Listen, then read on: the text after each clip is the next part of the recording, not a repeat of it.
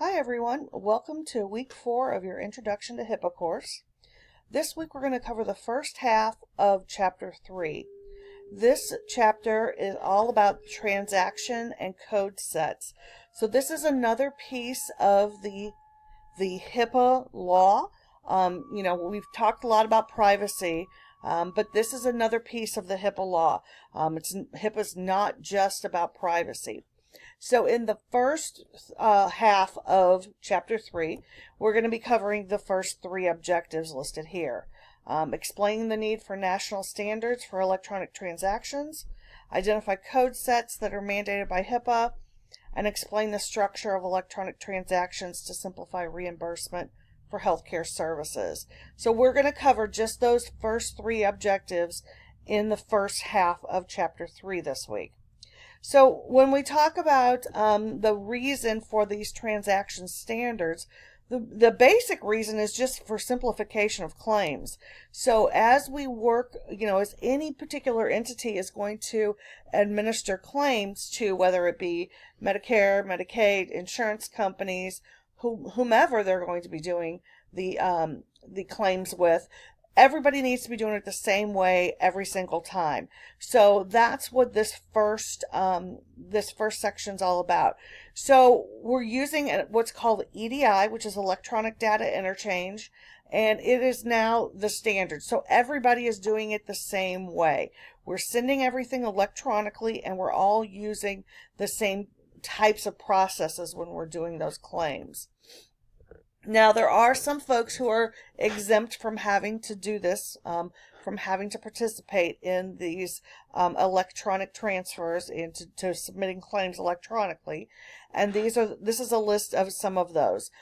If you are a very small provider, you are exempt. You don't have to do that. If you have less than, and small is defined as having less than 25 employees. Dentists are exempt. Any participant in a Medicare demonstration project, any provider that's giving mass immunizations is exempt from this. Any provider that's submitting a primary claim to a payer before they go to Medicare is exempt. Anybody who's servicing folks outside of the USA primarily.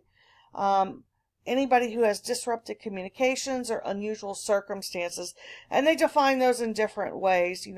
Think about things like, maybe location. Where are they located? Do they have access to, the electronic services and things like that? There is a group of designated medical codes. So if you are someone is working in medical billing and coding, you're familiar with ICD-9 and all of the codes that are associated with that. So when we talk about a specific diagnosis, every diagnosis has its own particular code. Excuse me. For example, I was just talking with my dad this weekend, and he gets a blood test for testing for prostate cancer. And there's 2 codes. You're allowed to have one blood test that is a screening test per year, but if it's a diagnostic test, it's a totally different code, and they pay differently depending on whether it's a screening or a diagnostic. Since he's already been diagnosed with prostate cancer, he's now under the diagnostic umbrella, and so they always are going to have to bill under that diagnostic code so that he gets paid. Well, not he, but so that his insurance and Medicare get paid properly. So that's an example of diagnosis codes. When we talk about drug and biologic codes, that's when we look at NDC numbers.